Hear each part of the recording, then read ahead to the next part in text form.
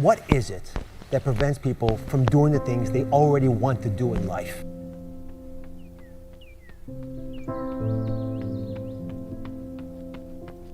The most basic answer, I'm sorry it's so simple, but it's true, it's fear. People make it this complex process. This woman was telling me that I don't understand why they don't do this, why I feel this way. I said, it's called fear. Everybody's afraid we're not enough. Everybody's afraid we're not rich enough, smart enough, young enough, quick enough, fast enough. It's human nature. But the secret is to do it anyway. I know that sounds so simplistic. My work when I'm working with somebody is showing them how to condition themselves, like building a muscle, so that you take action first, automatically. Because if you don't do that, it's hard. You lose momentum. It's like, how do I get started? Where do I go? Do anything to start the process of moving forward rather than let fear stop you.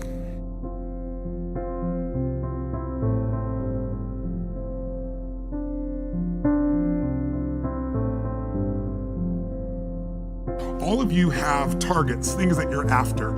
If you're gonna get a new result, if you're gonna grow your business, if you're gonna be able to support your mom, if you're gonna get rid of the anxiety, if you're gonna be able to overachieve and not have all that fear inside of you, you obviously need to get a new result.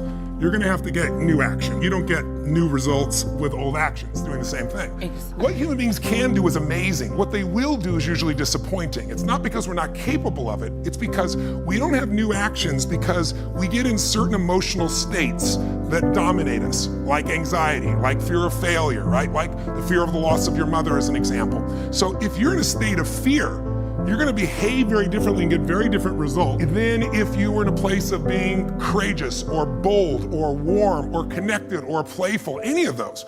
So the most important key to changing your life in any situation is to change results, you gotta change behavior, but to change behavior, you gotta change the emotional state you're in.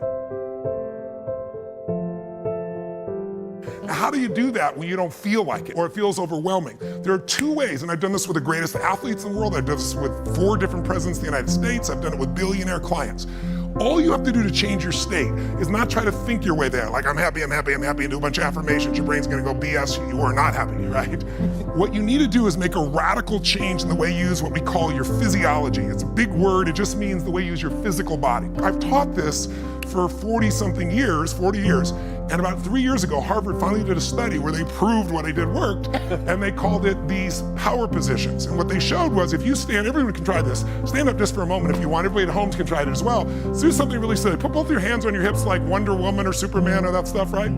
If you stand like this and you breathe deep for just 2 minutes, what the science found was that you will absolutely increase your testosterone by 20%, man or woman. You'll drop your cortisol, which as you know is the stress hormone, by 22%, and you're 33% more likely to take action if you wouldn't have before because fear would have stopped you. Now, I don't have people just stand like this. I have people move, use their voice, make radical changes in their body. You'll feel it after 2 minutes. Or somebody who's puts their arms back like this and their feet up, that'll produce the same state. It produces more certainty in you, and that certainty gets you to take different actions.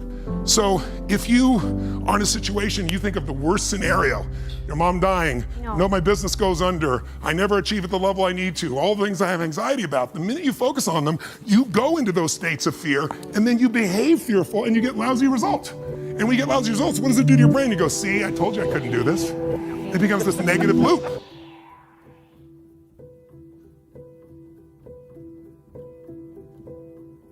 So how do we break out of it? We change our focus by asking better questions. Answer this question in your mind. What is it in your life that you're proud of? If there's something you could feel really proud of right now by focusing on it, your children, yourself, something you accomplished, you did, how many can think of something you could feel proud of? And I don't mean fake pride, ego pride, like where you're making things up. I mean, well, you really did something you're proud of. Good. Right now, close your eyes and focus on how it feels when you're really proud. Focus on that moment you're proud of. How do you breathe when you feel really proud? And if you're a little kid, what happens to your face when you're really proud? You don't hide it, right? There's that big smile on your face. Think of something that you could be really grateful for or excited, pick either one. Something you could be grateful for, a person, a moment, or something if you wanted to that you could be excited about. Let's use excited for a moment. How many can think of something in your life that if you focused on it, you could feel excited? All right, close your eyes. And just for a moment, all we're doing is changing your focus. Focus on what could excite you. Feel like it's really happening. Your mom's healing, you break through in the business, you're achieving the level you want. Anxiety is rid from my life. I'm on charge, I'm on top of it. How do you breathe when you feel really excited. Yeah. So if we change the state you're in, just by changing our focus or the way we use our bodies, it's gotta be a radical change, right? Here's my question for all of you. If you focus on what you want, life has probabilities, there's no guarantees, but you increase them when you change your state. And that's really what this is all about, learning to change your body and learning to change your focus.